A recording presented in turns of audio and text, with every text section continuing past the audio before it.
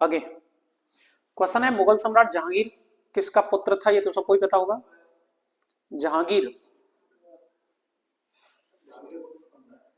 का पुत्र था। अभी इसमें कह रहा है जहांगीर डॉट डॉट डॉट का पुत्र था, तो जहांगीर का पुत्र कौन था?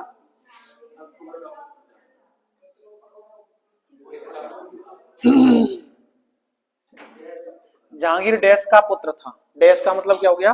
किसका, और किसका मतलब अकबर का पुत्र था। ठीक है, नेक्स्ट अगला।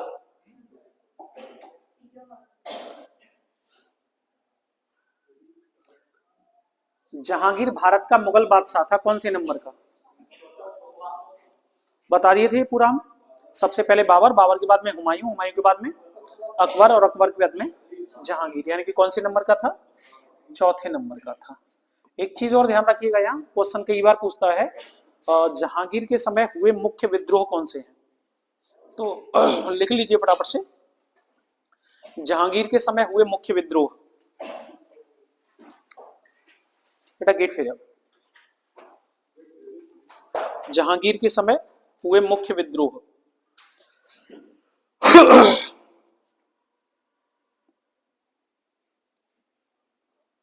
नंबर 1 खुसरो का विद्रोह। खुसरो का विद्रोह, खुसरो का विद्रोह 1606 में हुआ था। जहांगीर जैसे शासक बनता है उसके 1 साल बाद ही हो जाता है खुसरो का विद्रोह। ठीक है। नंबर 2 खुर्रम का विद्रोह।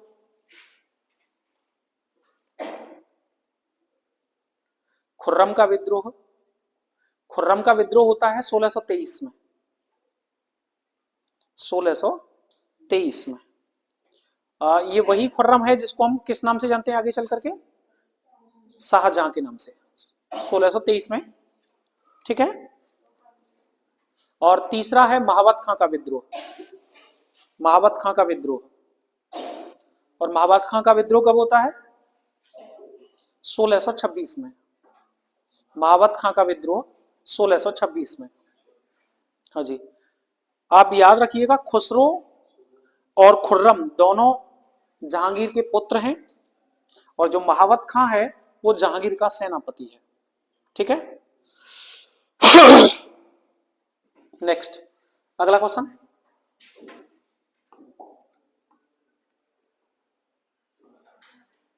हम चलते हैं शाहजहां की तरफ।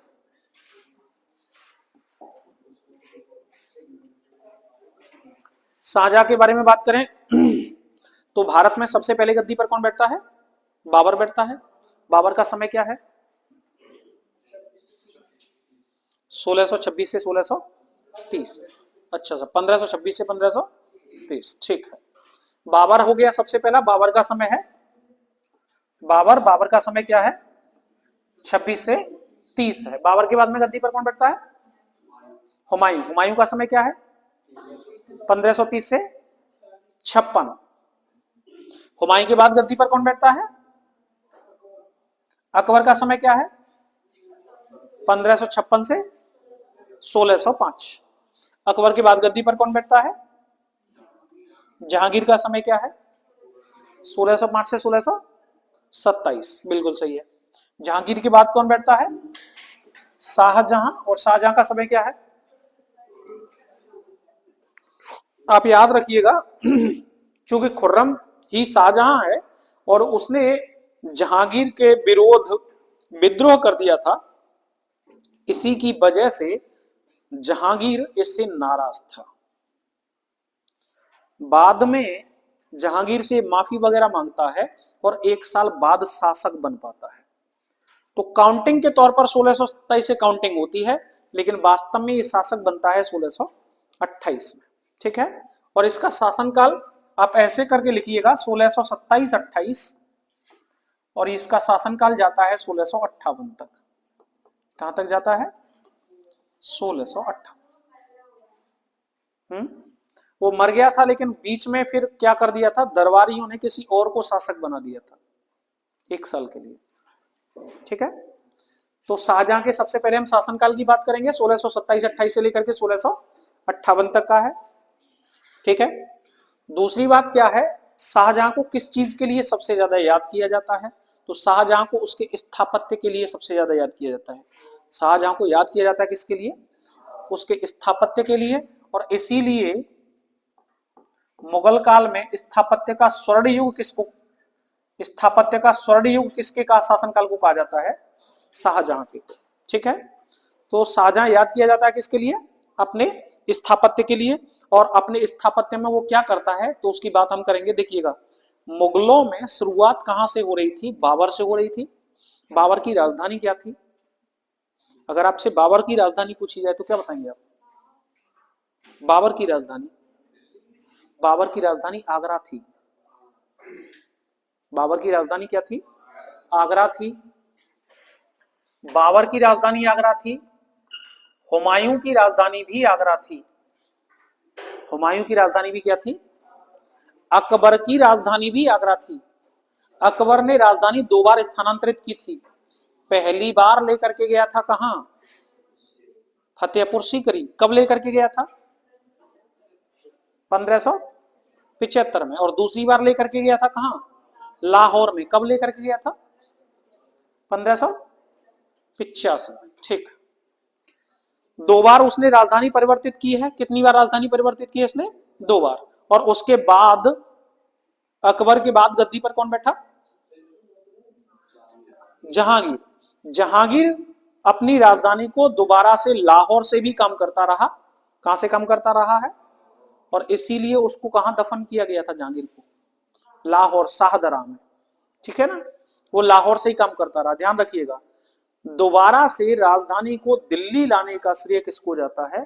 तो राजधानी को दिल्ली लेकर के आता है शाहजहां। राजधानी मुगलों में दिल्ली कौन स्थानांतरित करता है? मोस्ट इंपोर्टेंट क्वेश्चन है, कई बार पूछा हुआ।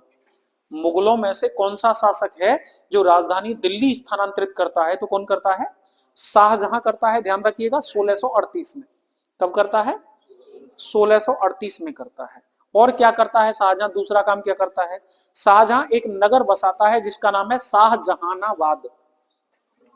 इसके द्वारा एक नगर बसाया जाता है जिस नगर का नाम है शाहजहानाबाद। इसी शाहजहानाबाद को बेटा पुरानी दिल्ली के नाम से जाना जाता है। पुरानी दिल्ली किसको कहा जाता है? इसी शाहजहानाबाद को कहा जाता है। क्लियर है? शाहजहां ने एक नया नगर बसाया है शाहजहानाबाद, जिसको पुरानी दिल्ली के नाम से जानते हैं, है ना। और यहीं पर लाकर के उसने अपनी राजधानी बनाई है। तो राजधानी दिल्ली लाने का श्रेय किसको जाता है? शाहजहां को जाता है। क्लियर है? अगली बात करेंगे हम इसके स्थापत्य के बारे में। ये दोनों पॉइंट हो गए, कोई दिक्कत तो नहीं है? नोट करते चलिएगा साथ के साथ। ठीक है, आगे की बात करेंगे हम शाहजहां के स्थापत्य के बारे में। तो फटाफट से लिखिए कुछ बातें।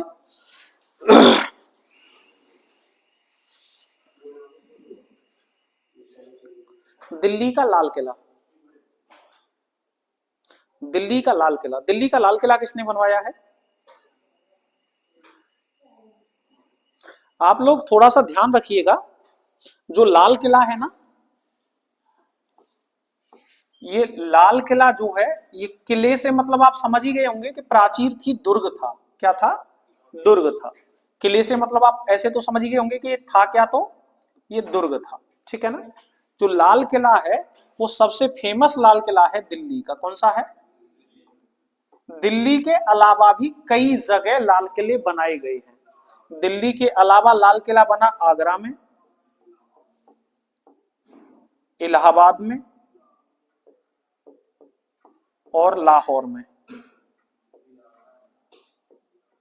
लाल किला 4 जगह पर है, ध्यान रखना। दिल्ली में, आगरा में, इलाहाबाद में और लाहौर में।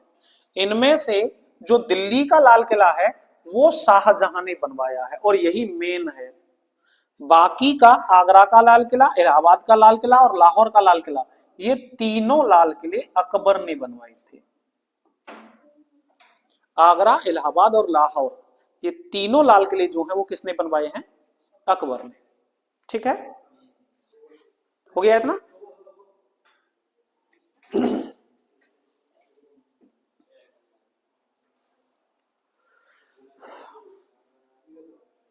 हो गया इतना?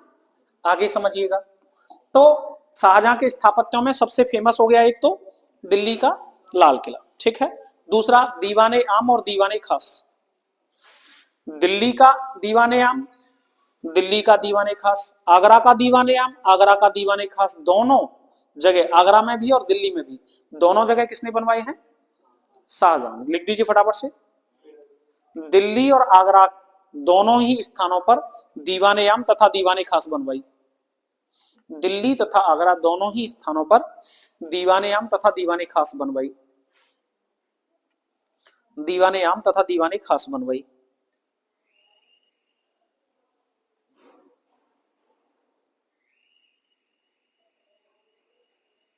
ठीक है।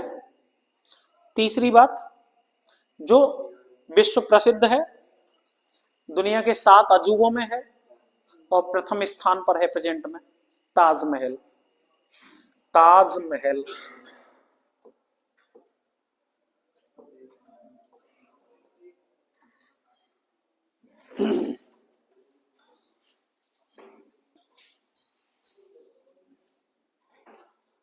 कहा जाता है कि शाहजहां ने जो ताजमहल बनवाया है वो अपनी मुमताज की याद में बनवाया है। मुमताज महल की याद में बनवाया है। मुमताज उसकी पत्नी का नाम है। कौन है मुमताज? तो उसकी पत्नी का नाम है मुमताज महल, दी गई उसको उपाधि है, उसका मूल नाम है अर्जुमंद बानो बेगम।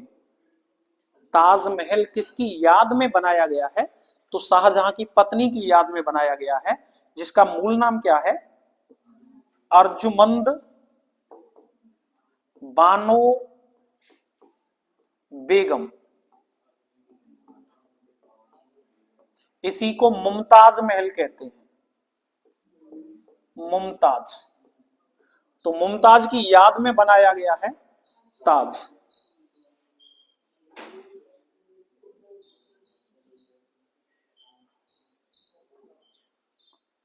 ठीक है। कई बार मुमताज के पिता का नाम पूछ लेता है। अर्जुमंद बानो बेगम के पिता का नाम है आसफ खां। इनके पिता का नाम क्या है? आसफ खां। ठीक है। हाँ जी, आसफ खां। क्लियर हो गया। अगली बात समझिएगा आप लोग कि शाहजहां ने, मैंने बता दिया आपको लाल किला दिल्ली वाला। दूसरा आपको बता दिया दीवाने आम और दीवाने खास दोनों दिल्ली के और आगरा के। तीसरा मैंने क्या बता दिया? ताजमहल। चौथा मोती मस्जिद। मोती मस्जिद। और ये मोती मस्जिद कहां पर है? जो शाहजहां ने मोती मस्जिद बनवाई है वो आगरा में है। आगरा की मोती मस्जिद लिख दीजिए। ठीक है। और अगला शीश महल। शीश महल। और ये शीश महल कहां पर है? तो लाहौर में है। शीश महल कहां पर है? लाहौर में है। ठीक है। अगला है मयूर सिंहासन।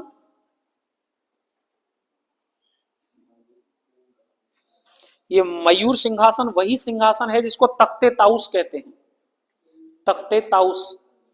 और इसी मयूर सिंहासन में शाहजहां ने जो है क्या कोहिनूर हीरा जड़वा दिया था, तख्ते ताउस।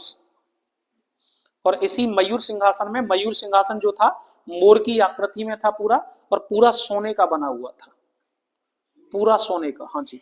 और इसी सिंहासन में ऊपर जो है दुनिया का सबसे कीमती हीरा कोहिनूर हीरा जड़वा दिया गया था शाहजहां के द्वारा, जिसको जब नादिर शाह ने भारत पर आक्रमण किया तो तख्ते ताउस और कोहिनूर हीरा दोनों चीजों को उठा ले गया था वो। ठीक है। क्या? नहीं, तख्ते ताउस की स्थापना कराई थी बस उसने ओनली, लेकिन ये काम सब शाहजहां के हैं वो बात के। ठीक है ना। कोहिनूर हीरा उसमें जड़वाया है, मयूर सिंहासन उसमें लगवाया है, वो सब इसके काम है। अगला शालीमार गार्डन। शालीमार गार्डन दो जगह है, शालीमार गार्डन भी, और दोनों शाहजहां ने बनवाए हैं, लाहौर का भी और दिल्ली का भी। शालीमार गार्डन लाहौर और दिल्ली। हाँ जी।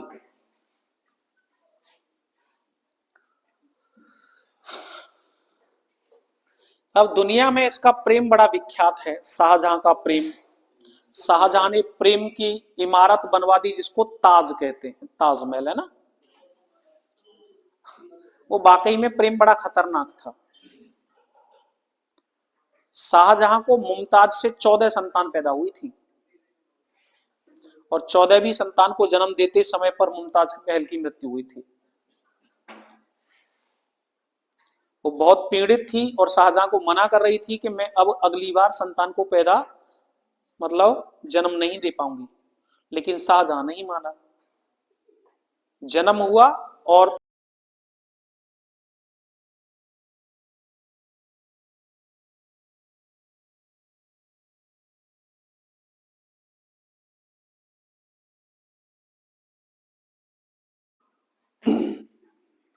हम क्या बता रहे थे, शाहजहां को मुमताज से टोटल 14 संतान प्राप्त हुई थी। 14वीं संतान को जन्म देते हुए मुमताज की मृत्यु हो गई।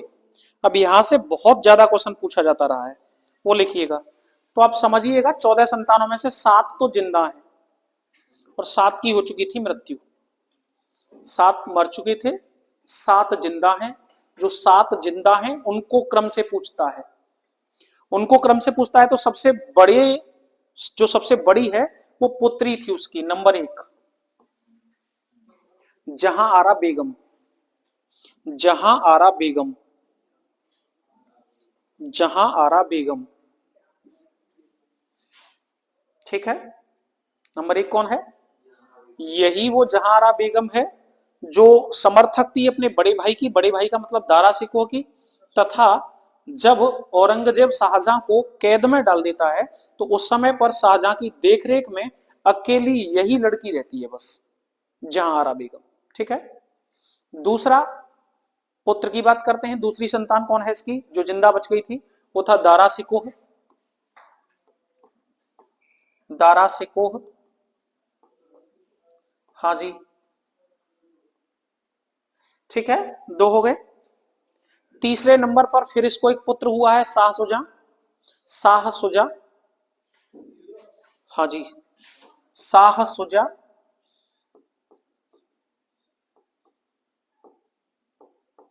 चौथे नंबर पर फिर से इसको एक पुत्री होती है, पुत्री होती है, जिस पुत्री का नाम है रोशन आरा बेगम। रोशन आरा बेगम, रोशन आरा बेगम अपने भाई औरंगजेब की समर्थक थी। ये किसकी समर्थक थी? औरंगजेब की। अगला पुत्र जन्म लेता है जिसका नाम है औरंगजेब।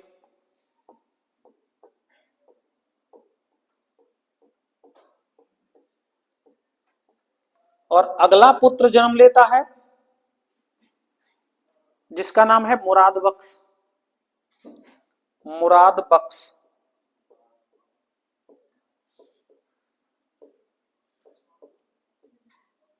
और 14वीं संतान के तौर पर एक लड़की का जन्म होता है, लिखिएगा लास्ट, जिसका नाम है गोहन आरा बेगम। गोहन आरा बेगम, गोहन आरा बेगम,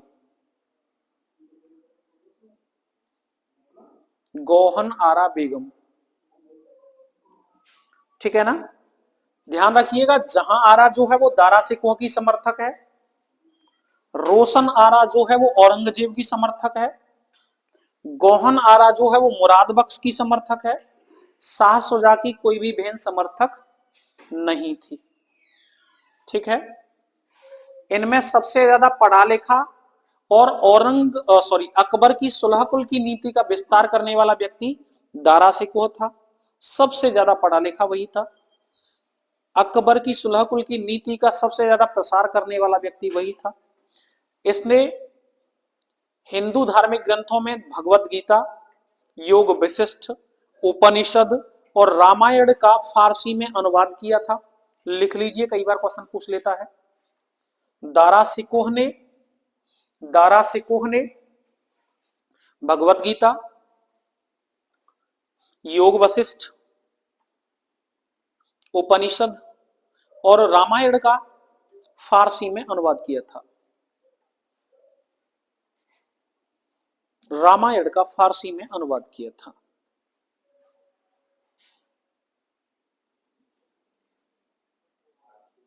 अनुवाद किया था। ठीक है, अब दूसरी बात समझिएगा, ये अकबर की सुलह नीति को आगे प्रसारित कर रहा था। इसकी वजह से यही व्यक्ति सबसे ज्यादा लोकप्रिय था। शाहजहां भी सबसे ज्यादा पसंद इसी को करता था और इसी वजह से वो दारा सिकोह को ही अपना उत्तराधिकारी नियुक्त कर चुका था। लेकिन इस भाई की अलग ही टेंशन थी औरंगजेब की, ये इसके बिल्कुल अपोजिट था। ये दारुल हर्ब को दारुल इस्लाम में बदलने की बात करता है। काफिरों के देश को, दारुल हर्ब का मतलब है काफिरों के देश को इस्लाम का देश बनाने की बात करता है। यानी कि इस व्यक्ति के अंदर धर्म को लेकर के कितनी कट्टरता है, इस बात को इसी बात से समझ लीजिए कि ये कहता है कि मैं दारुल हर्ब को दारुल इस्लाम में बदल दूंगा। एक भाई धर्मों के मिलन की बात कर रहा है और दूसरा भाई कह रहा है कि आन ना दूंगा कैसी उपासना। शाहजहां को पसंद है दारा सिकोह, लेकिन शाहजहां का समर्थन भी दारा सिकोह को मिला हुआ है। लेकिन गड़बड़ी कुछ और ही होती है। शाहजहां जो है अपने पुत्र औरंगजेब को दक्कन का सूबेदार बनाता है। कहां का? दक्कन का सूबेदार बनाता है। ये भी क्वेश्चन कई बार आया हुआ है। इसको दक्कन का सूबेदार बनाया जाता है, इसलिए बनाया जाता है क्योंकि वहां उठापटक ज्यादा हो रही थी। लेकिन ये व्यक्ति वहां भी चैन से नहीं बैठता और वहां जाकर के भी ये हिंदू मुस्लिम का पंगा फैला देता है। औरंगजेब के बारे में कहा जाता है कि जिस समय पर शाहजहां की मृत्यु का संदेश गया था उस समय पर भी औरंगजेब दक्कन में ही था। जैसे ही औरंगजेब को यह सूचना मिली तो औरंगजेब तुरंत निकल आया उत्तर की ओर। अपने भाइयों को शाहसुजा और मुराद बख्श को दोनों को मिलाया कि हम मिलकर के सभी युद्ध लड़ेंगे, दारा सिकोह को हराएंगे और गद्दी हम तीनों भाई आपस में बांट लेंगे। युद्ध हुआ, धर्मट का युद्ध, और धर्मट के युद्ध में दारा सिकोह पराजित हो गया 1658 में। जब 1658 में दारा सिकोह पराजित हो गया तो मुराद बख्श और शाहसुजा ने कहा कि हमारा हिस्सा, मैंने रुको हवाल दे रहा हूं, दोनों मार दी, अकेला बचा। इसके बाद में युद्ध हुआ सामूगढ़ का युद्ध। सामूगढ़ के युद्ध में फिर से दारा सिकोह को औरंगजेब ने हरा दिया और लास्ट में जाकर के युद्ध हुआ देवराय का युद्ध, और देवराय के युद्ध में अंतिम रूप से दारा सिकोह पराजित हो गया 1659 में, और औरंगजेब को अब टक्कर देने वाला कोई भी नहीं बचा। क्लियर है? ऐसे करके औरंगजेब की जीत हुई और दारा सिकोह पराजित हो गया। हम ये कह सकते हैं कि अगर दारा सिकोह गद्दी पर बैठा हुआ होता तो शायद भारत की वस्तु स्थिति जो आज देखने को मिलती है, हिंदू और मुस्लिमों के बीच में जो दरार पड़ी, जिस दरार के माध्यम से आज तक एक नहीं हो पाए, अगर दारा सिकोह जिंदा रहा होता और औरंगजेब गद्दी पर नहीं बैठा होता तो शायद ये तस्वीर ऐसी देखने को नहीं मिलती। चूंकि औरंगजेब गद्दी पर बैठा तो औरंगजेब ने पुराने लोगों ने जितना भी अच्छा काम किया उन सब पे अकेले लीपा पोता बराबर कर दो, स्वाहा। ठीक है? अच्छा, औरंगजेब को केवल धर्म के आधार पर आप तोलने की कोशिश करेंगे तो औरंगजेब से बुरा कोई व्यक्ति नहीं है। लेकिन औरंगजेब को धर्म छोड़ करके बाकी चीजों पर आप कसौटी पर तोलने की बात करेंगे तो फिर औरंगजेब से बेहतर कोई शासक नहीं है। भारत जैसे देश का शासक होने के बाद उसने आजीवन एक विवाह किया, केवल एक विवाह। शाहजहां के द्वारा जो अय्याश प्रवृत्तियां फैला दी गई थी, जहांगीर और शाहजहां के द्वारा, उन अय्याश प्रवृत्तियों को बंद किया। दारू पीने की प्रथा को बंद करवा दिया, संगीत गाने की प्रथा को बंद करवा दिया। हम ये कह सकते हैं कि मॉडर्न व्यक्ति नहीं था, लेकिन ये भी कह सकते हैं कि जो व्यक्ति संगीत का, चित्रकारी का, इन सभी चीजों का विरोधी है, स्थापत्य का विरोधी है, शायद वो व्यक्ति समाज का भी समर्थक नहीं हो सकता, क्योंकि प्रतिभाएं सभी लोगों में अलग अलग टाइप की होती हैं। और चित्रकारी, एक्टिंग इतनी ही गलत होती तो आज लोगों के हीरो ये थोड़ी नहीं होते जितने भी दिखाई दे रहे हैं। फिल्मों के हीरो ये चित्रकारी के ही तो हीरो हैं, और कुछ है इनमें, है ना? तो हर किसी में अपनी अलग अलग टाइप की क्या होती हैं, प्रतिभाएं होती हैं, और उन सभी प्रतिभाओं को दबाने का काम भी इसी व्यक्ति ने किया। यहां तक इसने कर दिया कि जो चित्रकला पहले से खुदी हुई थी, चित्रकारी बनी हुई थी, उन सभी चित्रकारियों को इसने काली काली पुतवा दिया। इसके बारे में कहा जाता है कि इसने कभी भी राजस्व से 1 रुपया अपने ऊपर खर्च नहीं किया।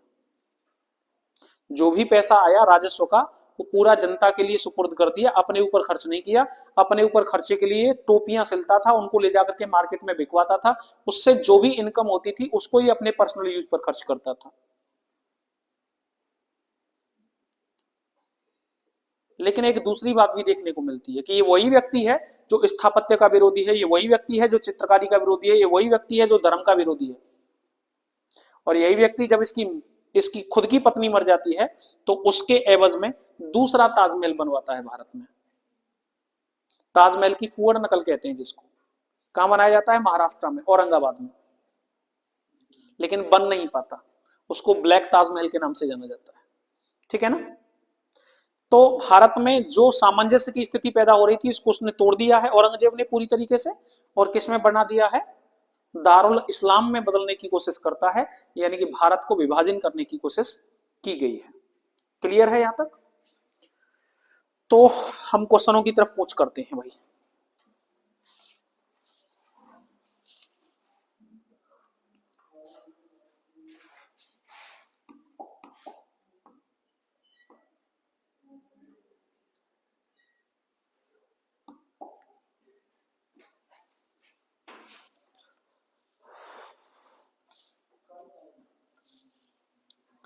क्वेश्चन है, निम्नलिखित में से किस मुगल राजकुमार ने मलिक अंबर के साथ गठबंधन किया और अपने पिता के खिलाफ विद्रोह कर दिया? फटाफट से जवाब दीजिए इसका। ये क्वेश्चन मैं बता चुका हूं आपको। गलत। शाहजहां ने। अभी बताया नहीं था जहांगीर के समय में मावत खां का विद्रोह हुआ था? वही तो मलिक अंबर है, मावत खां। उसके साथ मिलकर के उसने विद्रोह कर दिया था। ठीक है, अगला क्वेश्चन। शाहजहां का मूल नाम क्या था? खुर्रम। अगला क्वेश्चन है, शाहजहां की बेटी जहांआरा ने शाहजहानाबाद दिल्ली में स्थापित नई राजधानी की कई वास्तुशिल्प परियोजनाओं में भाग लिया था। ये इनमें से कौन सी बेटी थी? ये तो क्वेश्चन में नाम ही दे दिया इसने।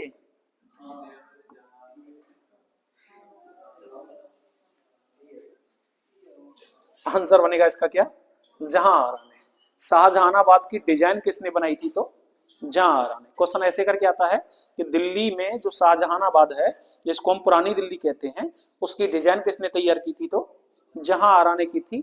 और जहांआरा वही है जो दारा सिकोह की समर्थक थी। ठीक है ना? नेक्स्ट, अगला क्वेश्चन है, किस मुगल शासक ने ताजमहल बनवाया था? सबको पता है ये तो। किसने बनवाया था? शाहजहां ने। अगला, औरंगजेब। अब औरंगजेब की पृष्ठभूमि तो मैं बता ही चुका हूं आप लोगों को। क्वेश्चन करते हैं।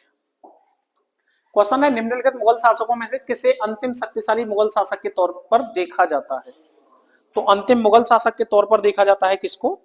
औरंगजेब को। किसको देखा जाता है? औरंगजेब को। ठीक है, नेक्स्ट, अगला क्वेश्चन।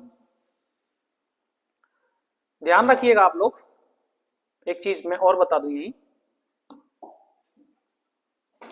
शाहजहां के शासनकाल में ही औरंगजेब को दक्कन का सूबेदार बना दिया गया था। कहां का? दक्कन का सूबेदार बना दिया गया था। शाहजहां की मृत्यु हो जाने के बाद में औरंगजेब गद्दी पर जरूर बैठा, लेकिन दक्कन उसके लिए नासूर की तरह बन गया। क्यों बन गया? क्योंकि जिस समय पर औरंगजेब का जन्म हो रहा है और औरंगजेब कह रहा है कि मैं दारुल हरब को दारुल इस्लाम में बदल दूंगा, उसी समय पर भारत में एक और हीरो का जन्म होता है, शिवाजी महाराज। एक तरफ ये मुस्लिम धर्म के प्रसार करने पर तुला हुआ है और दूसरी तरफ वो हिंदू धर्म के प्रसार करने पर तुला हुआ है। परिणाम था, ईंट का जवाब पत्थर से मिलने वाला था। भले ही शिवाजी महाराज का क्षेत्र छोटा था, लेकिन चीजें तो वही थी ना। एक व्यक्ति को धर्म दूसरा पसंद और एक को दूसरा पसंद है, परिणामतः दोनों में आपस में प्रतिद्वंदता होना अनिवार्य हो गया था। और अनिवार्य प्रतिद्वंदता के तहत ही क्या होता है, अनिवार्य प्रतिद्वंदता के तहत ही ये होता है कि दोनों के बीच की टक्कर होती है और परिणामतः औरंगजेब उस टक्कर को दबाने के लिए, यानी कि किसको, शिवाजी महाराज को दबाने के लिए कई सेनापतियों को भेजता है, जिसमें वह अपने मामा को भी भेजता है। लेकिन शिवाजी हर मुसीबत का मुंह तोड़ जवाब देते हैं। कई सेनापतियों की तो उंगली काट काट करके गिफ्ट भेज देते हैं कि जाओ। हाँ जी, किसी का हाथ काट करके गिफ्ट कर दिया जाता है, जाओ। शिवाजी महाराज पूरी तरीके से औरंगजेब की नाक में दम भर देते हैं और परिणामतः औरंगजेब शिवाजी महाराज को रोकने के लिए दक्षिण चला जाता है, दक्कन भारत चला जाता है। और कहा जाता है कि दक्कन का नासूर औरंगजेब के लिए इतना बड़ा नासूर था कि वो अपने जीवन में और कोई दूसरा काम फिर वहां से हट करके कर ही नहीं पाया। दक्कन उससे कंट्रोल हुआ नहीं और वो वहां से निकल पाया नहीं, और इसीलिए दक्षिण भारत में ही उसकी मृत्यु हो गई थी, औरंगाबाद में 1707 में। औरंगजेब की मृत्यु कहां हुई थी, औरंगाबाद में 1707 में। औरंगजेब की मृत्यु के साथ ही मुगल सत्ता चरमरा गई। मुगलों में कोई भी औरंगजेब के द्वारा किए गए कार्यों को संभालने वाला नहीं बचा, क्योंकि औरंगजेब ने कांड ही इतने बड़े बड़े कर दिए थे कि अब उसकी सत्ता को संभाल पाए इतना दम किसी व्यक्ति में था ही नहीं। और जिसका परिणाम क्या हुआ कि औरंगजेब के समाप्ति के बाद ही मुगल सत्ता पूरी तरीके से टूट गई, यानी कि उत्तरकालीन मुगल, यानी कि नाम के लिए मुगल सत्ता रह गई, बाकी मुगल सत्ता पूरी तरह से टूट चुकी थी। क्योंकि औरंगजेब की मृत्यु के बाद में कई शासन एक साथ उभर करके आए थे। अवध, बंगाल, मराठे, पंजाब, ये सभी क्षेत्र उसी दौर में उपजे थे। ठीक है ना, चलिएगा नेक्स्ट, अगला क्वेश्चन।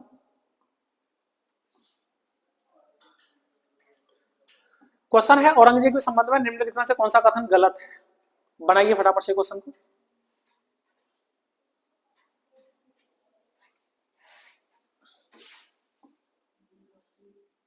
हाँ जी, देखिए उसे आलमगीर के नाम से जाना जाता है, ये बिल्कुल सही बात है, ये आप याद रखिएगा इस क्वेश्चन को। औरंगजेब को आलमगीर के नाम से भी जाना जाता है। आलमगीर नामा नामक पुस्तक लिखी हुई है औरंगजेब के बारे में। ठीक है, तो पहली बात बिल्कुल सही है। दूसरी, सत्ता के लिए अपने संघर्ष में औरंगजेब ने अपने भाई दारा को लड़ाई में निर्णायक रूप से हराया और अपने पिता को आगरा में ही अपने ही महल में नजरबंद करवा दिया, ये भी बात बिल्कुल सही है दोनों। तीसरी बात है वह शाहजहां और मुमताज महल का दूसरा पुत्र था, गलत। कौन सा था, तीसरा पुत्र था, तीसरे नंबर का पुत्र था। सबसे पहले नंबर का पुत्र कौन था, दारा सिको, और दूसरे नंबर का पुत्र कौन था, शाह सुजा। तीसरे नंबर का पुत्र कौन था, औरंगजेब, और चौथे नंबर का मुराद बख्श। ठीक है, ये दूसरा नहीं था, कौन से नंबर का था, तीसरे नंबर का पुत्र था। पुत्रों में बात हो रही है, तीसरे नंबर का पुत्र था। और 18वीं शताब्दी के मध्य में औरंगजेब की मृत्यु के बाद मुगल साम्राज्य का पतन होता चला गया, ये भी बात बिल्कुल सही है। नेक्स्ट है, वो कह रहा है मध्य औरंगजेब की मृत्यु के बाद, 18वीं शताब्दी के मध्य औरंगजेब की मृत्यु के बाद, ये इसके लिए बात बोली जा रही है, पतन के लिए। तो पतन इसी दौर में तो हो रहा था।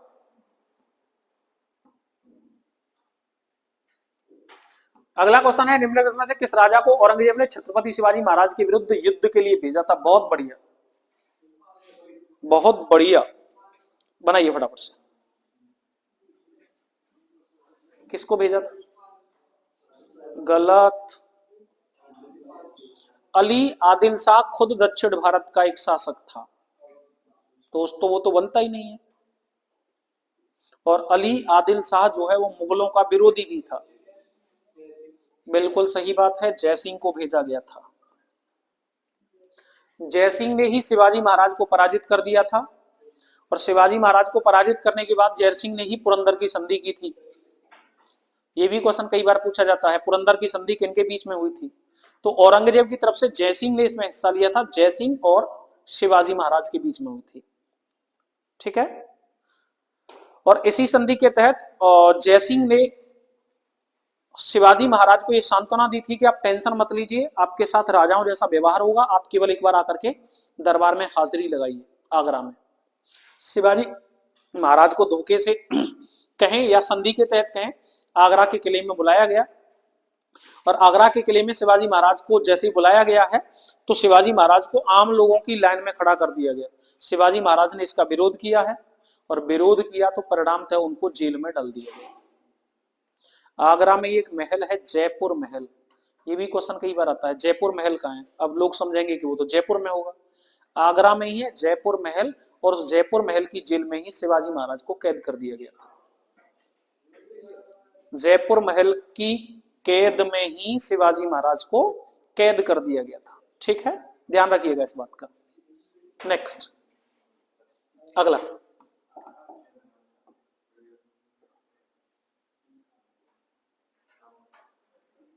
क्वेश्चन है, किसे राबिया उद दरानी के नाम से भी जाना जाता है? राबिया उद दुर्रानी के नाम से भी जाना जाता है। कोई बता पाएगा?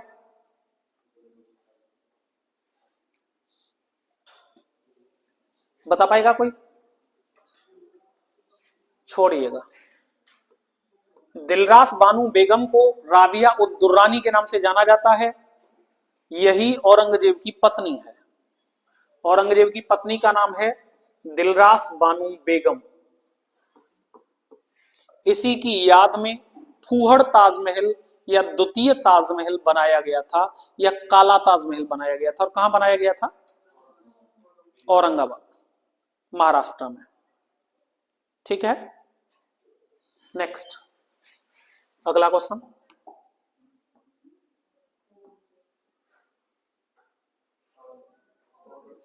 भारतीय इतिहास में किसे आलमगीर के नाम से जाना जाता है? अभी बताए थे, सबको पता ही होगा ये तो। कौन है? औरंगजेब को जाना जाता है। किसको जाना जाता है? नेक्स्ट, अगला क्वेश्चन। क्वेश्चन है, इतने में औरंगजेब की मृत्यु के बाद भारत के विभिन्न हिस्सों में मुगल प्रशासकों के तहत कई क्षेत्रीय साम्राज्य सत्ता में आए थे, तो कितने में? तो औरंगजेब की मृत्यु 1707, औरंगाबाद, महाराष्ट्र में। ठीक है ना, चलिए नेक्स्ट, अगला। उत्तरवर्ती मुगल शासक शुरू करेंगे, आज ही करा दें या कल कराएं शुरू इसको? इसमें सभी शासकों का नाम वगैरह और वो डिटेल्स देनी पड़ेगी पहले।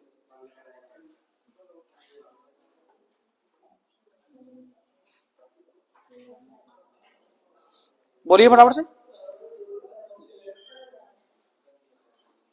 चलो भाई,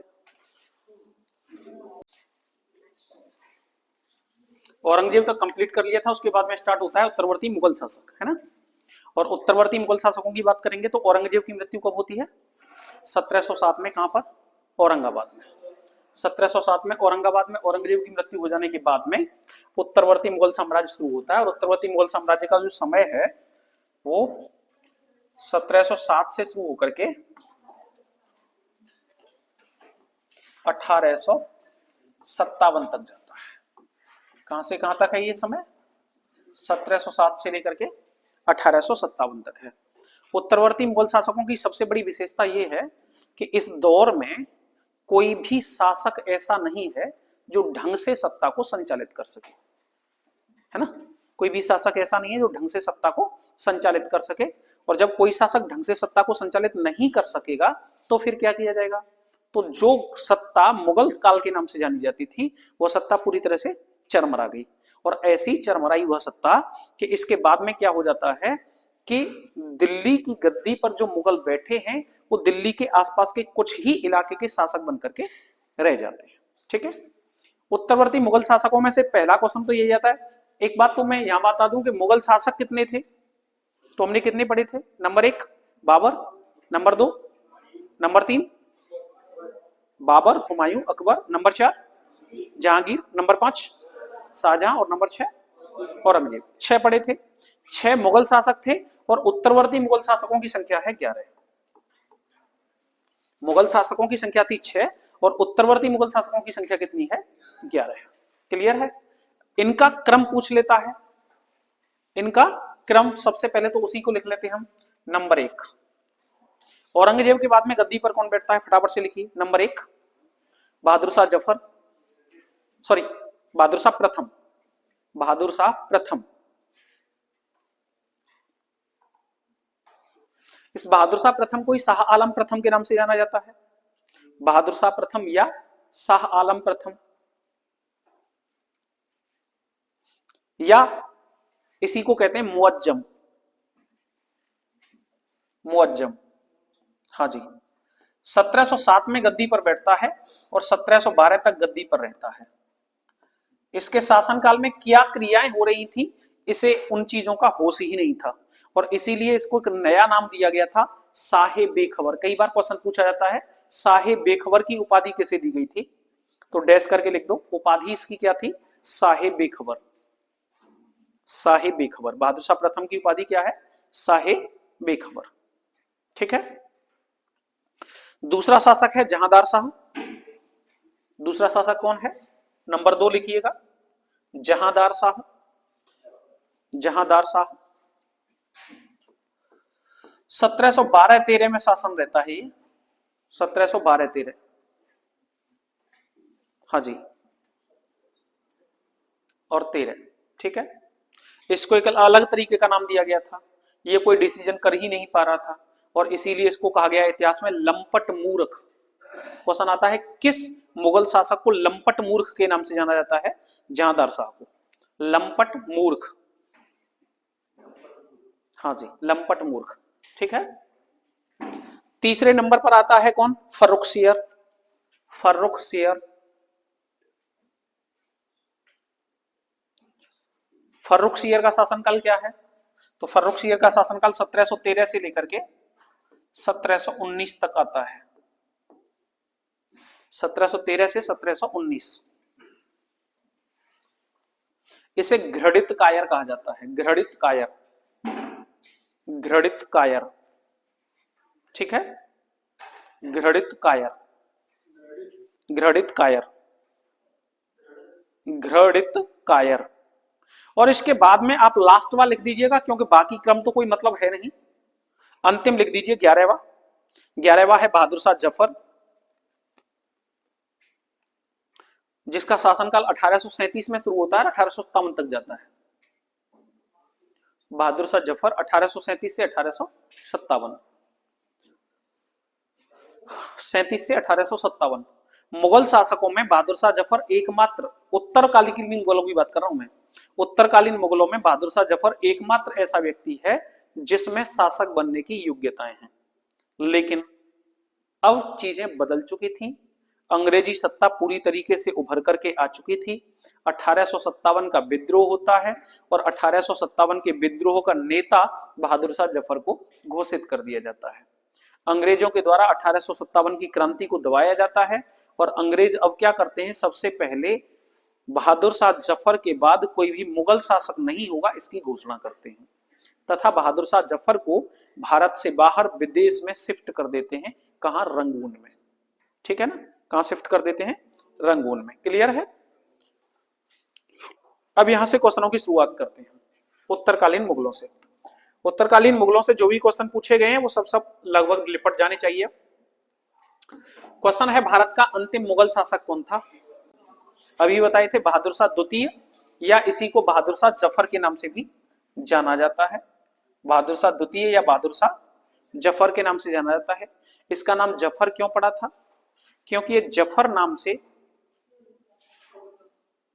कविताएं लिखता था तथा शायरियां लिखता था। जफर नाम से इसने एक किताब बनाई हुई थी जिसमें कविताएं और इसकी शायरियों का वर्णन था, इसीलिए नाम पड़ गया था बहादुर शाह जफर। ठीक है। बहादुर शाह जफर को निर्वासित करके कहां भेज दिया था अंग्रेजों ने, रंगून भेज दिया था। कहां भेज दिया था, रंगून को आजकल क्या कहते हैं, तो रंगून को आजकल म्यांमार, रंगून को आजकल किस नाम से जानते हैं, म्यांमार के से। क्लियर है। ठीक है ना, चलिएगा नेक्स्ट, अगला क्वेश्चन। बातें नहीं भाई, अभी क्वेश्चन कराया, किस मुगल सम्राट को अंग्रेजों ने रंगून भेज दिया था, बहादुर शाह जफर। किसको भेज दिया था, बहादुर शाह जफर को। और कब भेज दिया था, 57। बहादुर शाह जफर को बहादुर शाह द्वितीय के नाम से भी जाना जाता है। ठीक है ना, ठीक है, चलिएगा नेक्स्ट अगला। भारत से मयूर सिंहासन कौन लेकर गया था? बहुत इंपॉर्टेंट क्वेश्चन है। भारत पर नादिर शाह का आक्रमण होता है। किसका आक्रमण होता है? नादिर शाह का। भारत पर नादिर शाह का आक्रमण होता है। भारत पर जिस समय पर नादिर शाह का आक्रमण होता है उस समय पर भारत में शासक कौन है? मुगल शासक पूछता है वो, तो उस समय पर शासक है मोहम्मद शाह रंगीला। सबसे पहले तो ये बात याद रखिएगा कि नादिर शाह का आक्रमण किसके समय होता है? मोहम्मद शाह रंगीला के समय होता है। नादिर शाह आक्रमण करता है 1739 में। नादिर शाह का आक्रमण भारत पर 1739 में होता है, मोहम्मद शाह रंगीला के समय होता है। और नादिर शाह क्या करता है? इसका आंसर हो गया नादिर शाह। और नादिर शाह करता क्या है? भारत से मयूर सिंहासन को उठा ले जाता है। ये वही मयूर सिंहासन है जिसको हम तख्ते ताउस के नाम से जानते हैं, जिसका निर्माण शाहजहां ने कराया था। किसने कराया था? शाहजहां ने कराया था। तथा इस मयूर सिंहासन में क्या जड़ा हुआ था? कोहिनूर हीरा जड़ा हुआ था। नादिर शाह अपने इस अटैक में दिल्ली में कत्लेआम कराता है, दिल्ली की पूरी तरीके से लूटपाट करता है, तख्ते ताउस उठा ले जाता है, मयूर सिंहासन उठा ले जाता है और कोहिनूर हीरा भी अपने साथ ले जाता है। क्लियर है? तो भारत से मयूर सिंहासन को कौन लेकर के गया है? नादिर शाह। नादिर शाह का अटैक किसके समय पर होता है? मोहम्मद शाह रंगीला के समय पर। और नादिर शाह कब भारत पर अटैक करता है? 1739 में। क्लियर है? ये क्वेश्चन हो जाएगा। आगे नेक्स्ट।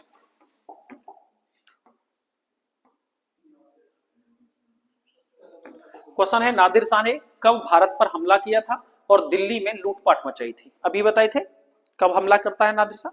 नादिर शाह 1739 में अटैक करता है भारत पर तथा दिल्ली की लूटपाट करता है। भारत दिल्ली में कत्लेआम करवाता है। किसके समय करता है?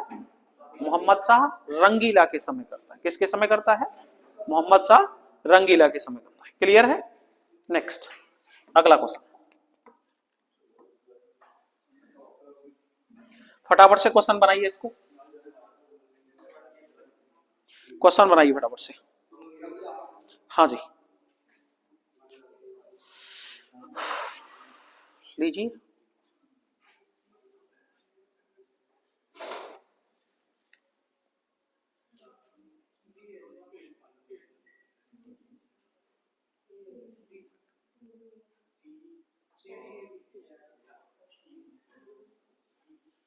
सोच विचार कर लीजिए आराम से, तब जवाब दीजिए, घबराइए मत।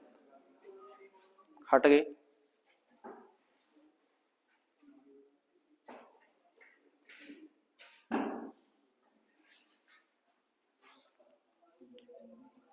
बन रहा है किसी का?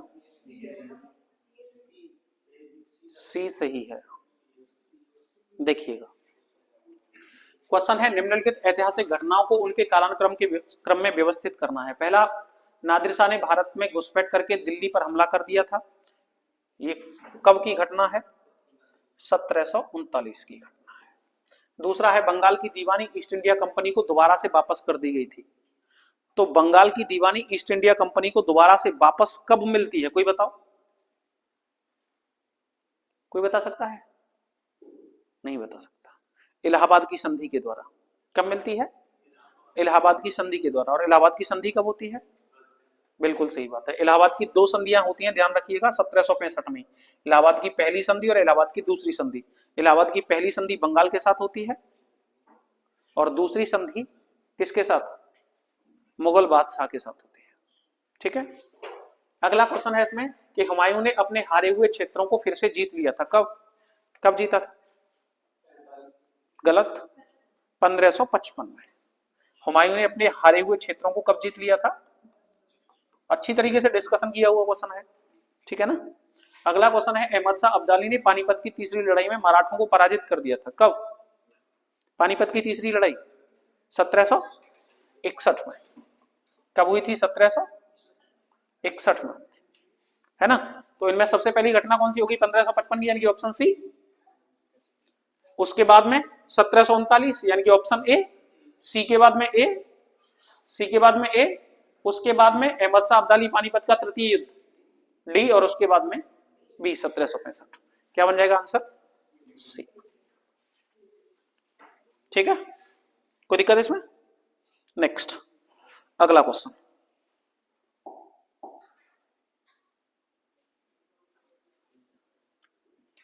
क्वेश्चन है अहमद शाह अब्दाली भारत में किस एशियाई देश से आया हुआ था?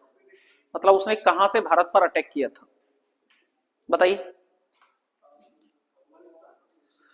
बिल्कुल सही बात है। अहमद शाह अब्दाली हो या नादिर शाह हो, ये सभी आक्रमण कहां से हो रहे थे भारत पर? अफगानिस्तान वाले एरिया से हो रहे थे। कहां से हो रहे थे? अफगानिस्तान वाले एरिया से हो रहे थे। ठीक है, नेक्स्ट, अगला क्वेश्चन। मुगल कालीन साहित्य की बात करेंगे हम। साहित्य समझते हैं ना? साहित्य का मतलब कृतियां होती हैं, यानी कि जो रचनाएं हैं, जो लेखकों ने लिखी हैं। ठीक है, उन्हीं के बारे में बात करेंगे। सबसे पहला क्वेश्चन, क्वेश्चन क्या है? निम्न में से कौन सी कृति मुगल भारत के इतिहास के संबंध में विचारण योग्य नहीं है? यानी कि उस कृति में मुगल साहित्य नहीं लिखा हुआ, यानी कि मुगलों के बारे में उसमें जानकारी नहीं है। बताइए फटाफट से। मतलब इनमें से कौन सी पुस्तक ऐसी है जिसमें मुगलों के बारे में जानकारी नहीं है? अबे गधे, अकबरनामा में क्यों नहीं है? और कोई कुछ बताएगा? चलो मैं बताता हूं कुछ। सबसे पहली बात तो यह है कि आलमगीर नामा जो है, ये औरंगजेब के बारे में वर्णन देती है, और औरंगजेब एक मुगल है कि नहीं है? यानी कि ये तो बात कर रही है। दूसरा, शाहजहांनामा जो है वो किसके बारे में वर्णन देती है? शाहजहां के बारे में वर्णन देती है, और ये भी मुगल है। अकबरनामा अकबर के बारे में वर्णन देती है, और ये भी मुगल है। लेकिन जो शाहनामा है वह किसके बारे में वर्णन देती है? तो ध्यान रखिएगा, शाहनामा पुस्तक है फैजी की। किसकी पुस्तक है? और फैजी किसके समय भारत आया था? बताओ कोई।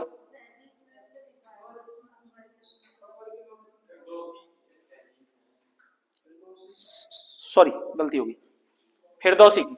शाहनामा पुस्तक है किसकी? फिरदौसी की। शाहनामा पुस्तक है फिरदौसी की, और ये वर्णन देती है महमूद गजनवी के बारे में।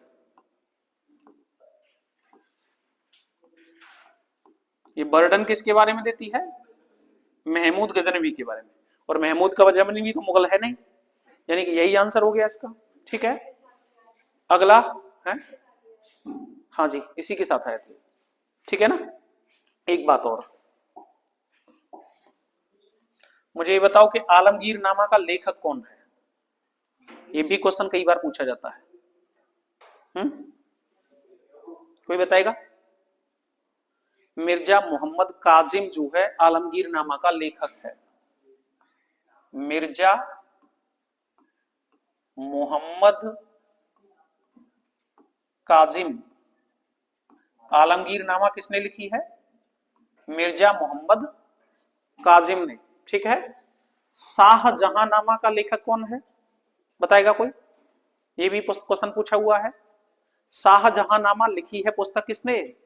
इनायत खान ने। किसने लिखी है? इनायत खान ने। और अकबरनामा में कई बार बता चुका हूं किसने लिखी है? अबुल फजल ने। अकबरनामा किसने लिखी है? अबुल फजल ने।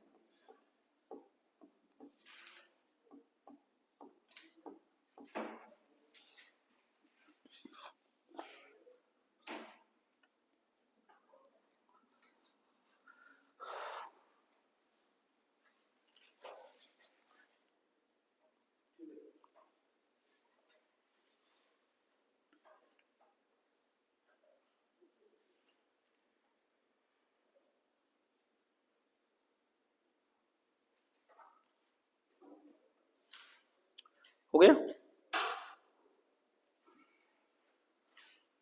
हटा दें से? हो गया ना? चलिए नेक्स्ट, अगला।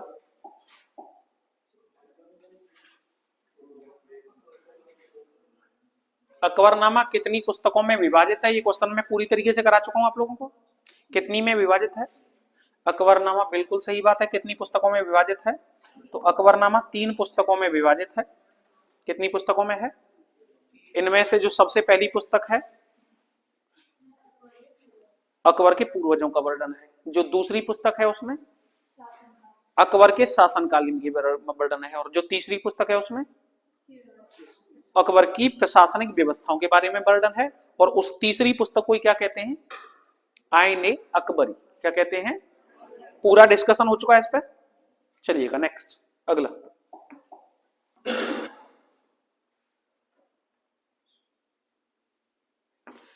क्वेश्चन है 14वीं शताब्दी में फारसी साहित्य का निम्नलिखित में से कौन सा प्रसिद्ध साहित्यकार गजलों से संबंधित था जिसे उसके संपूर्ण व्यक्तित्व और काव्य कला के लिए सराहा गया है?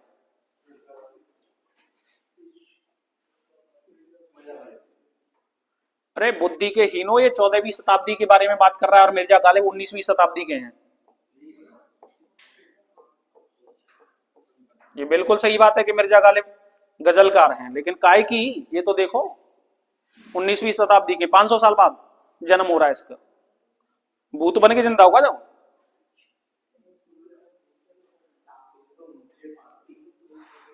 बताओ। हाफिज। हाँ जी।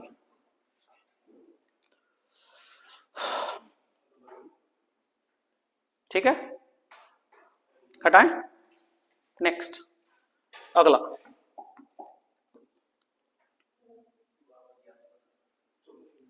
क्वेश्चन है बाबर की आत्मकथा बाबरनामा किस भाषा में लिखी हुई है?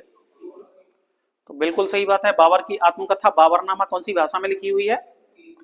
तुर्की भाषा में लिखी हुई है। एकदम सही बात है। बाबर की आत्मकथा बाबरनामा किसने लिखी थी? बाबर ने स्वयं लिखी थी। और बाबर ने इसमें वर्णन किस चीज का दिया है? हाँ? सबसे पहली बात तो यह है कि बाबर ने बाबरनामा लिखी क्यों थी?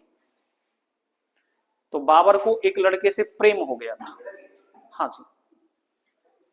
और उस लड़के का नाम था बाबरी, और वो उसके पीछे इतना पगला गया था, इतना पगला गया था बाबरी, उस लड़के का नाम था, लड़के का। और वो उसके पीछे इतना पगला गया था कि वो लिखता है कि ईश्वर ना करे कि किसी को इस तरीके का किसी से प्रेम हो, ईश्वर ना करे कि किसी को किसी से इस तरीके का प्रेम हो। ये उसी का वर्णन है। वैसे बाबरनामा में यह भी वर्णन मिलता है कि बाबर जैसा योद्धा शायद कोई था नहीं उस समय। बाबरनामा में यह भी वर्णन मिलता है कि वो नंगी दीवार से होकर के दो दो व्यक्तियों को बगलों में दबा करके दौड़ जाता था, इतना बड़ा योद्धा है। ठीक है। बाबरनामा कौन सी भाषा में लिखी हुई थी? तुर्की में। क्लियर है? नेक्स्ट, अगला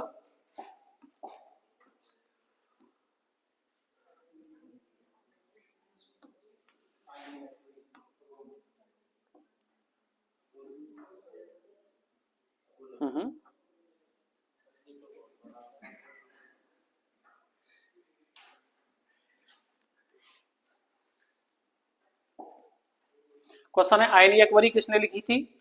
यह 16वीं शताब्दी का विस्तृत दस्तावेज है जिसमें सम्राट अकबर के अधीन मुगल साम्राज्य की प्रशासनिक व्यवस्था का वर्णन मिलता है। तो आईनी अकबरी सबको पता है किसकी रचना है? अबुल फजल की।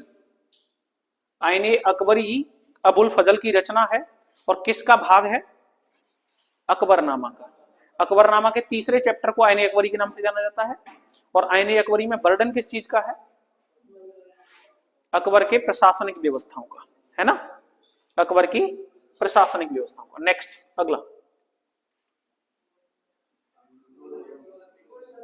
क्वेश्चन है हुमायूं नामा किसके द्वारा लिखी गई थी? बिल्कुल सही बात है। गुलबदन बेगम कौन थी?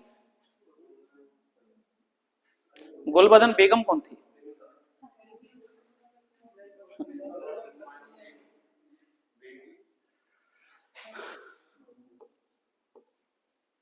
हुमायूं नामा गुलबदन बेगम के द्वारा लिखी गई थी, और गुलबदन बेगम जो है हुमायूं की पुत्री थी।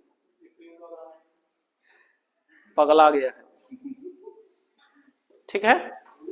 नेक्स्ट, अगला। अच्छा, इससे ज्यादा क्या क्लोज आंसर मिलेंगे आपको? आप सोच ही सकते हैं कि बाबर तो लिखने से रहा क्योंकि बाबर उससे पहले है। अकबर कुछ भी लिख नहीं सकता क्योंकि अंगूठा छाप है। बचा कौन? नूरजहां और गुलबदन बेगम। और नूर जहां को अपनी आशिकी से फुर्सत मिली, वो पूरी जिंदगी केवल जहांगीर को सवाल पाई बड़ी मुश्किल से। ये यहां कर नहीं सकती, बस अकेली वही बसती है गुलबदन बेगम। नेक्स्ट,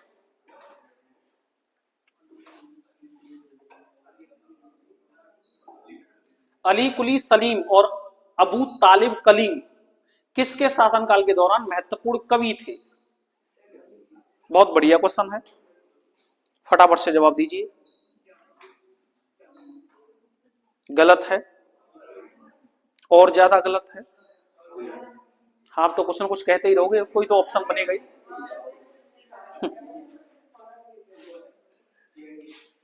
अली कुली सलीम और अबू तालिब कलीम, ध्यान रखना, कलीम और सलीम, कलीम और सलीम दोनों के दोनों शाहजहां के शासनकाल में थे।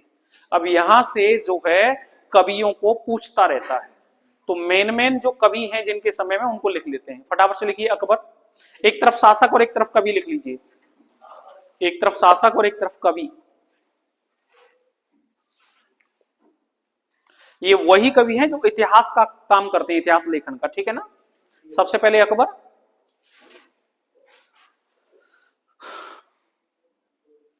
तो अकबर के समय में दो व्यक्ति तो आपको बड़े पॉपुलर पता ही हैं, फैजी और अबुल फजल। हाँ जी, कवियों में काउंटिंग होगी, इतिहासकार ही हैं, फैजी और अबुल फजल। हाँ जी, इनके अलावा दो बड़े नाम हैं, एक तुलसीदास और एक रसखान। तुलसीदास और रसखान, नहीं रहीमदास इनके समय में तो नहीं। हाँ वैसे लिख सकते हो, रहीमदास इन्हीं के समय में, रहीमदास भी लिख दो। तुलसीदास, रसखान और रहीमदास, ये वही रहीमदास हैं जिनको अब्दुल रहीम खाने खाना कहते हैं। मीरा इनके समय में क्यों है? आगे अगला, जहांगीर, जहांगीर, जहांगीर के समय में है, एक है आपके सूरदास बिहारी, जिन्होंने पुस्तक लिखी थी बिहारी सतसई, बिहारी। ये सकें केशवदास, केशवदास, नकीब खां, नकीब खां, और एक है मुतमिद खां।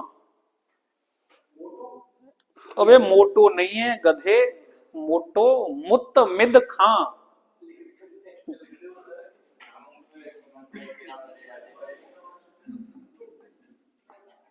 मुतमिद खां,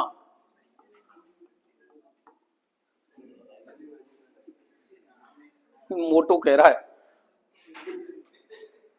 ठीक है। अगला लिखिए, शाहजहां के तो ये दोनों हो ही गए, अली कुली सलीम और अबू तालिब कलीम। आप याद रखिएगा, सलीम और कलीम दोनों शाहजहां के,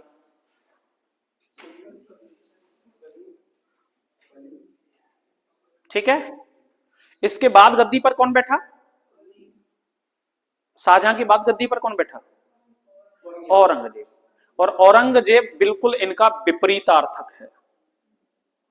ये सुलहकुल लाते हैं, औरंगजेब सुलहकुल को तोड़ता है। औरंगजेब का नारा क्या है? मैं दारुल हर्ब को दारुल इस्लाम में बदलना चाहता हूं। पूरी तरीके से वो क्या कहता है? मैं काफिरों के देश को इस्लामिक देश बनाना चाहता हूं। यानी कि उसने सारी चीजें बदल दी हैं। जितनी भी पेंटिंग दरबार में हो रही थी, उसने सभी पेंटिंगों को ब्लैक ब्लैक पुतवा दिया है। शराब और जुआ खाना उसने प्रतिबंधित करा दिया है। जितने भी उलेमा वर्ग के लोग हुआ करते थे, वो पार्टी किया करते थे, इसने पार्टी करना ही प्रतिबंधित करा दिया। काऊ को बर्थडे ना मनेगो, बोलते हैं ना हैप्पी बर्थडे, तो समझ लो औरंगजेब आ गया, बर्थडे खत्म, कोई पार्टी नहीं। उलेमा मतलब अमीर वर्ग, ठीक है ना। अच्छा जी, जब ऐसे ऐसे कांड कर रहा है आदमी, तो कुछ और भी इसी तरीके का कर रहा होगा। उसने इतिहास लेखन को भी बंद करा दिया, कोई इतिहास नहीं लिखेगा। केवल इसके समय में एक व्यक्ति जो है इस तौर पर काम करता है, जिसका नाम है मिर्जा मोहम्मद। औरंगजेब के समय लिख दो मिर्जा मोहम्मद।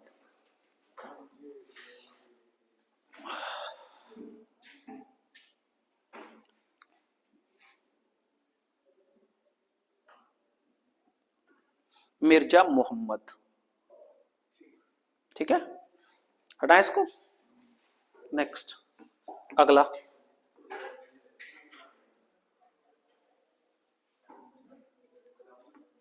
क्वेश्चन है, मध्यकाल में भारत आने वाले यात्रियों ने अपनी जीवनी लिखी और दरबारी कवियों ने अपने राजाओं की प्रशंसा के लिए कविताएं लिखी। इन साहित्यिक स्रोतों को क्या कहा जाता था? बहुत बढ़िया क्वेश्चन है, सोच समझ करके विचार करके जब जो है क्वेश्चन का जवाब दीजिए।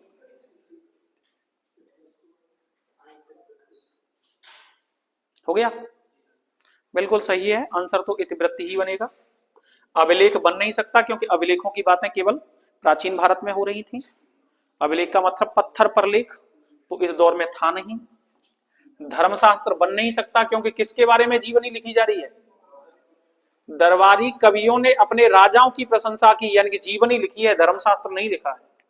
और कालक्रम तो मतलब है ही नहीं, वो तो घटनाक्रम है, तो ये तो बात है ही नहीं, बस बनता क्या है? इतिवृत्त। ठीक है, हटाएं इसको। नेक्स्ट, अगला। अब हम बात करेंगे मुगलकालीन स्थापत्य एवं उनकी चित्रकला की। स्थापत्य तो समझते हैं ना, अरे मीनार वगैरह जो बनती हैं उसी को स्थापत्य कहते हैं। सबसे पहला क्वेश्चन है, मुगलों द्वारा निर्मित निम्नलिखित में से किस इमारत या कस्बे में सलीम चिश्ती का मकबरा है? ये क्वेश्चन में डिस्कशन कर चुका हूं। शेख सलीम चिश्ती का मकबरा कहां पर है? फतेहपुर सीकरी में। किसने बनवाया था? अकबर ने। किसने बनवाया था? फतेहपुर सीकरी को अकबर ने अपनी राजधानी कब बनाया था? फतेहपुर सीकरी को अकबर ने अपनी राजधानी कब बनाया था?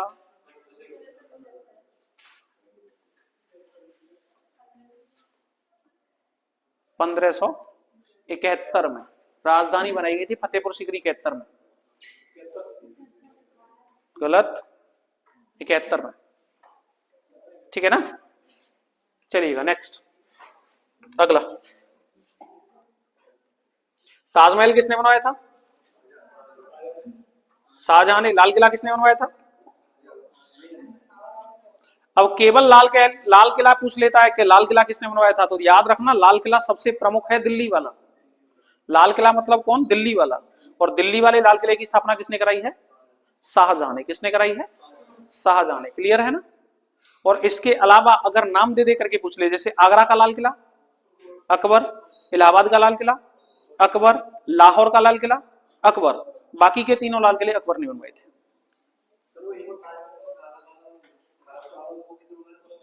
औरंगजेब ने बनवाया था उसको। बीबी का मकबरा के नाम से जाना जाता है उसे, काला ताजमहल या बीबी का मकबरा, उसको औरंगजेब ने बनवाया था, जिसे ताजमहल की फूहड़ नकल कहते हैं। ताजमहल की फूहड़ नकल। हाँ जी, नेक्स्ट, अगला।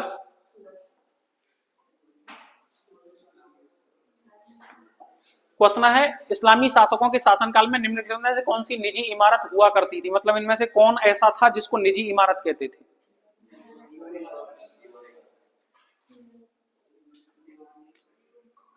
बिल्कुल सही बात है। देखिएगा, पुल तो तब बनते ही नहीं थे, कटरा पड्डाते कहते हैं, भैंस को मेल काफ जो है, सराय वह स्थान जहां यात्रीगण रुकते हैं उसको सराय कहते हैं। तो इनमें से तो कोई चीज बन ही नहीं सकती। दो चीजें बनाई जाती थी मुगल बादशाहों के द्वारा, एक दीवाने खास और एक दीवाने आम। एक दीवाने खास और एक दीवाने आम।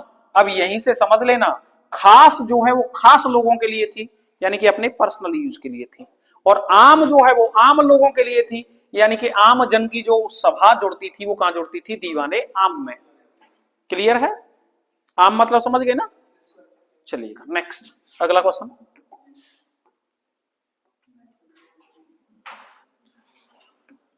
क्वेश्चन है, मुगल शासन के दौरान निर्मित निम्नलिखित में से कौन सा स्मारक यमुना नदी के तट पर स्थित है? ये तो सबको पता है, कौन सा है?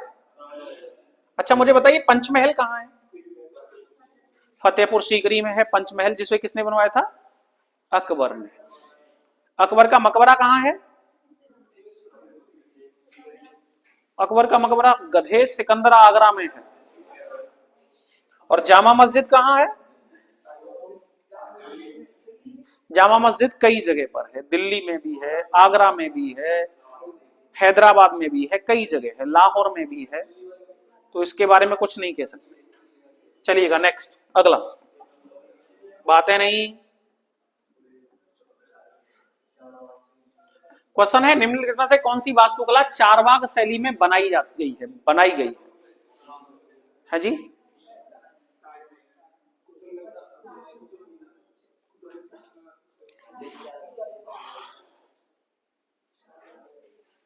ये पहले तो आप लोग चारबाग शैली समझते हैं।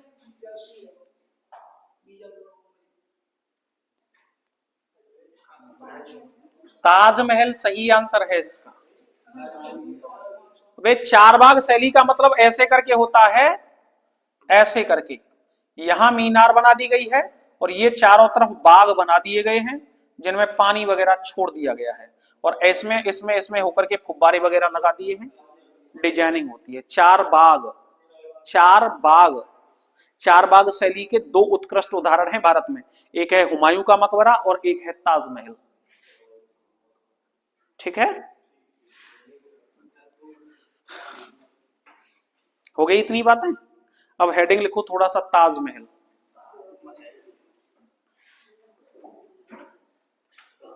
ताजमहल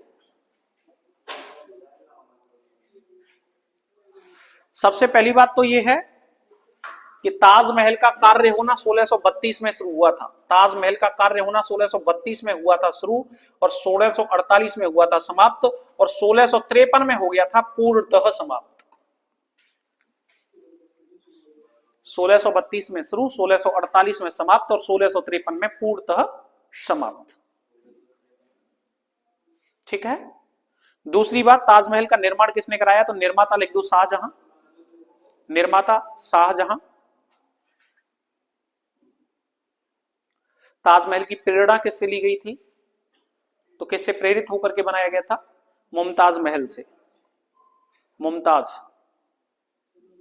मुमताज की मृत्यु कब हुई थी? 1631 में।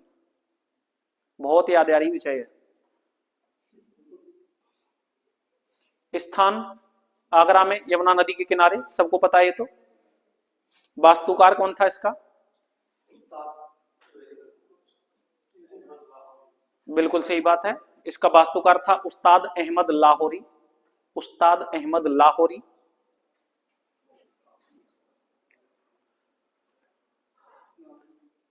ताजमहल में कौन कौन सी शैलियों का प्रयोग हुआ है? तो शैली लिखिए इसमें, शैली फारसी, इस्लामी तथा मुगल तीनों शैलियों के मिश्रण से बनाया गया है। फारसी, इस्लामी तथा मुगल तीनों शैलियों के मिश्रण से बनाया गया है। कौन कौन सी शैली है? ठीक है, एक चीज और समझिएगा यहां, ये जो चारबाग शैली है ये कहां से ली गई थी? तो यही शैली फारसी है। जो चारबाग शैली है यही कैसी है? फारसी है। ठीक है, हो गया। आगे, कुतुब मीनार कहां है? दिल्ली में है, सही बात है।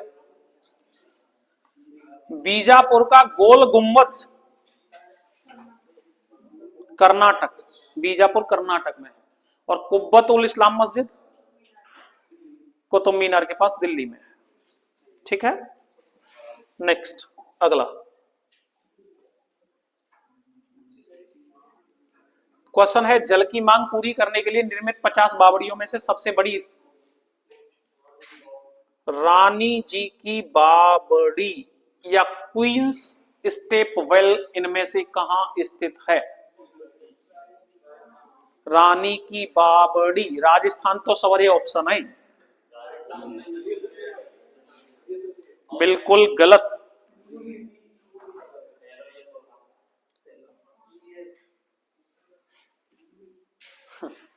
रानी की बावड़ी राजस्थान के बूंदी डिस्ट्रिक्ट में है। राजस्थान के बूंदी डिस्ट्रिक्ट में। गधे ये पहला है।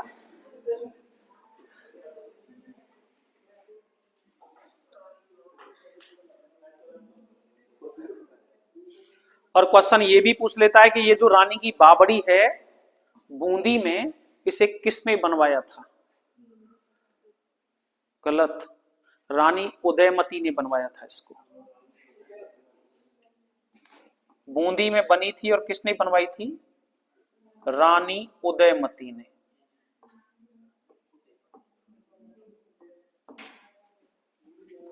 ठीक है, कौन से वंश की? अभी राजस्थान में कोई वंश रहा होगा। हो गया, हटाएं इसको। नेक्स्ट, अगला।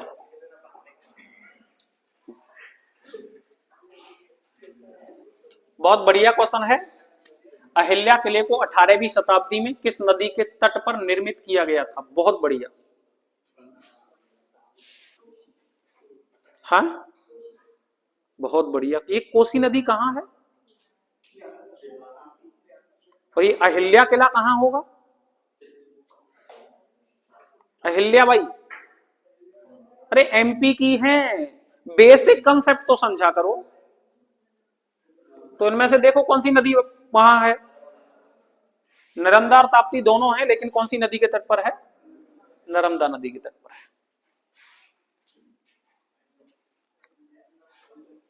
ठीक है, हटाएं।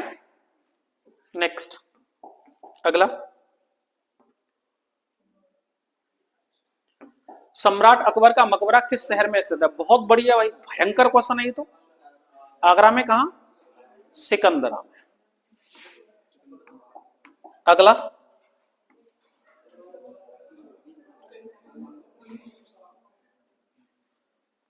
ये वाकई में बेहतरीन क्वेश्चन है, बहुतों बार रिपीटेड क्वेश्चन है। हैदराबाद के चार मीनार के संबंध में निम्नलिखित में से कौन सा कथन गलत है? गलत है।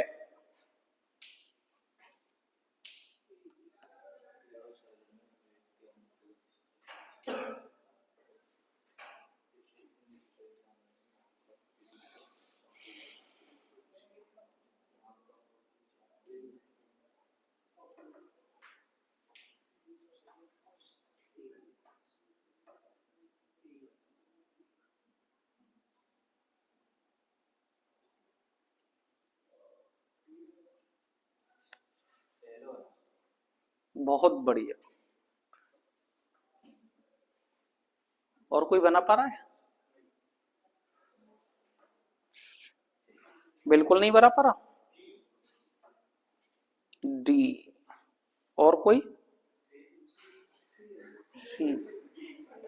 एक और ऑप्शन बचा। सबसे पहले तो ये समझ लेना कि चार मीनार कहाँ है, ये पूछता है। तो चार मीनार है हैदराबाद में। और हैदराबाद कहाँ पड़ता है? हैदराबाद कहाँ पड़ता है? तेलंगाना में पड़ता है वर्तमान में। ठीक है। दूसरी बात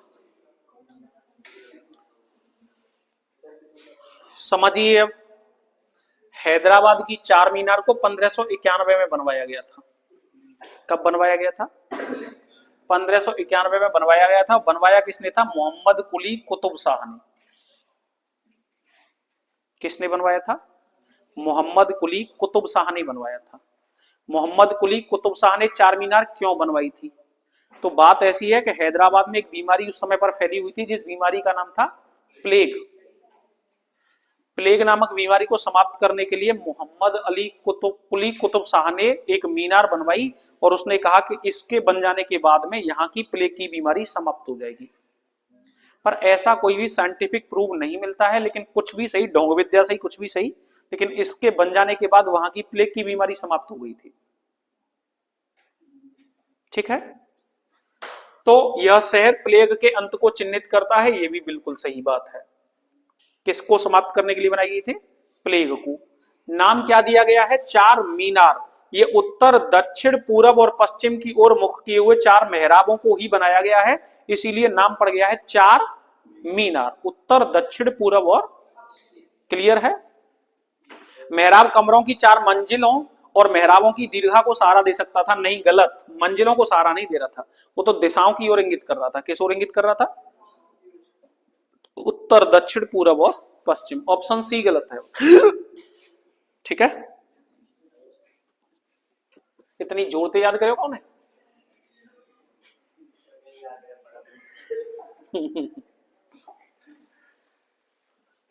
चलिए अगला क्वेश्चन है, चार मीनार का निर्माण निम्न में से किस व्यापक रूप से फैली बीमारी के उन्मूलन के लिए किया गया था? अभी बताया सबको, कौन सी बीमारी थी? प्लेग। कौन सी थी? निर्माण कब हुआ था? 1591 में। कब, किसने कराया था? मोहम्मद कुली कुतुब शाह। ठीक है ना। नेक्स्ट अगला, बात है नहीं। हैदराबाद के चार मीनार का निर्माण किसके द्वारा कराया गया था? अभी बताए हैं, मोहम्मद कुली कुतुब शाह। ठीक है ना, ऑप्शन बी। नेक्स्ट अगला क्वेश्चन, प्लेग उन्मूलन की याद में मोहम्मद कुली कुतुब शाह द्वारा निर्मित स्मारक निम्नलिखित में से कौन सा मीनार है? कौन सी मीनार है? चार। ठीक है। नेक्स्ट, अच्छा ये फतेह बुर्ज कहां है? अबे गधे, फतेह बुर्ज पंजाब में है। अगला, हवा महल कहां पर स्थित है? ये सबको पता ही होगा, पक्की बात है, पता ही है सबन। हवा महल का निर्माण किसने कराया था? ये बता चुका हूं मैं। क्या? कौन? जयसिंह। बहुत पिटाई होगी सवाई के संग। ये कई बार बता चुके हैं, हवा महल का निर्माण किसने कराया? बताओ फटाफट से।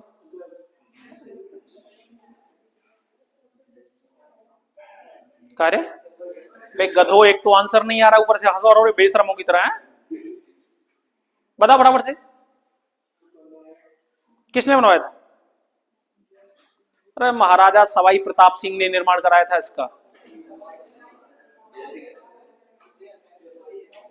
अच्छा, सब एक जैसे जाएंगे सवाई तो फिर। हवा महल किसने बनवाया था? सवाई प्रताप सिंह ने।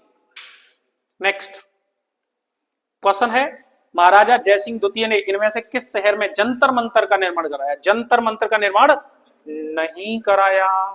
ये भी क्वेश्चन डिस्कशन कर चुका हूं मैं। हाँ जी, बताओ फटाफट से कौन से में नहीं है?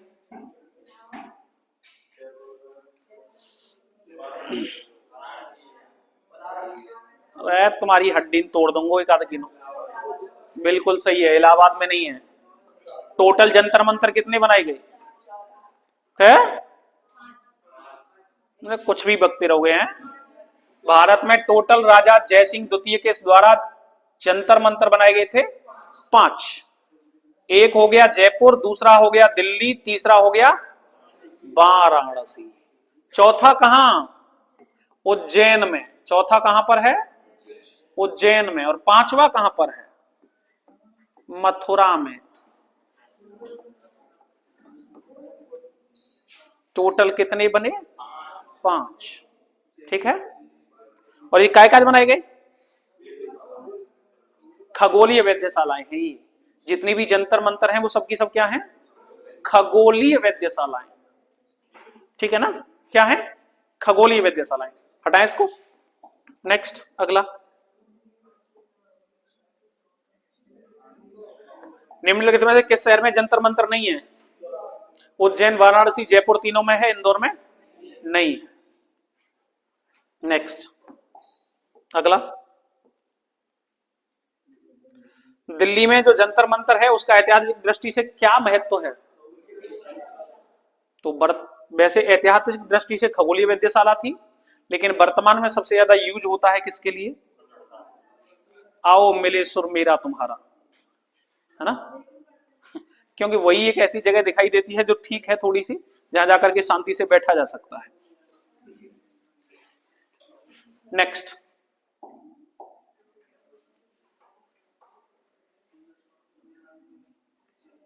निम्नलिखित में से कौन सा स्मारक तमिलनाडु में स्थित नहीं है? बहुत बढ़िया क्वेश्चन है भाई साहब, बहुत बढ़िया।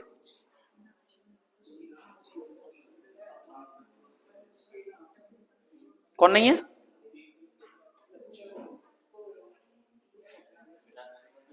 भाई गधे, सही है, यही नहीं है। बेकल का किला, और बेकल का किला कहाँ है? बेकल का किला केरल में है। बेकल का किला कहाँ है? केरल में है। बाकी बल्लुवर कोट्टम, पद्मनाभपुरम पैलेस और मीनाक्षी अम्मन मंदिर, ये तो बहुत फेमस है। ये तीनों कहाँ है? तमिलनाडु। ठीक है ना। लेकिन बेकल किला कहाँ है? केरल में है, और ये केरल का सबसे पुराना किला है बेकल किला। हाँ जी। नेक्स्ट,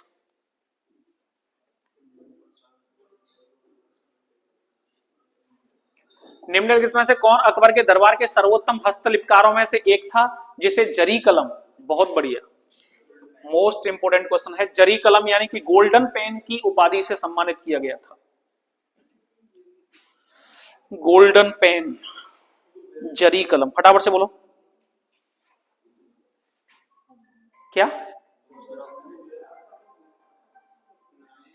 पगला गए हो, पगला, सब कछुआ बोल फजली करवा दियो, होगा ही नहीं। बोलो फटाफट से। और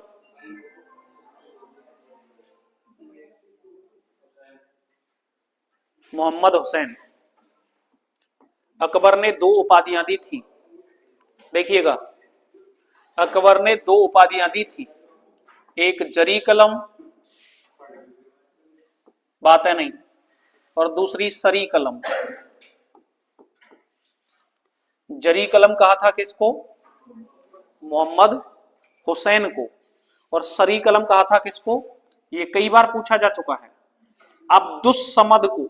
अब्दुस समद। सरी कलम किसको कहा था? अब्दुस समद को। ठीक है, हटाएं से, हो गया। जरी कलम मोहम्मद हुसैन और सरी कलम किसको? अब्दुस समद। नेक्स्ट, अगला, एक हो गया गोल्ड और एक हो गया सिल्वर।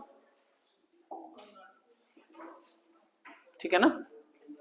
अगला क्वेश्चन है, प्रसिद्ध गोल गुंबज कहां पर है? अभी बताए थे, गोल गुंबज कर्नाटक में, कहा? उस समय पर बीजापुर में था, वर्तमान में? वर्तमान में कर्नाटक में। ठीक है, उस समय का बीजापुर और वर्तमान का क्या? गोल गुम्बद को लेकर के बहुत क्वेश्चन पूछे जाते हैं, थोड़ा सा लिख लें। गोल गुम्बद, गोल गुम्बद,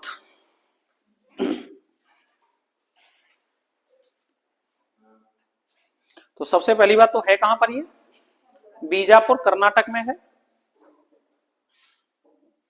ये गोल गुम्बद में क्या है, किसकी याद में बनाया गया है ये? कोई बता सकता है?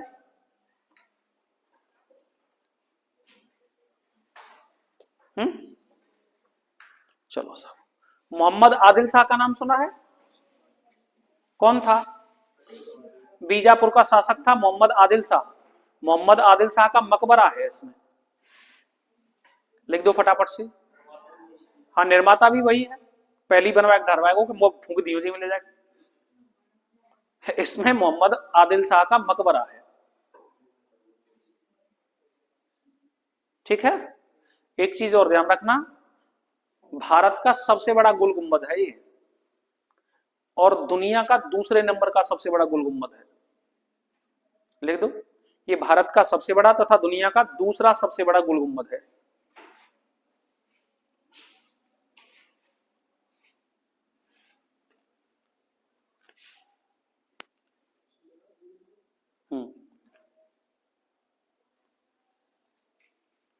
ठीक है, हटाएं। नेक्स्ट, अगला,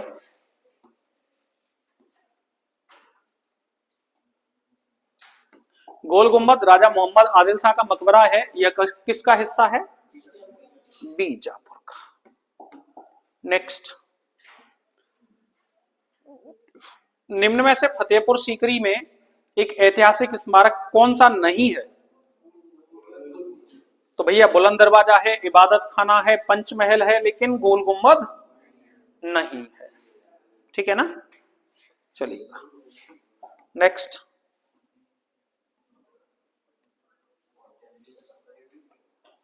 बहुत बढ़िया क्वेश्चन आया है, बहुत बढ़िया।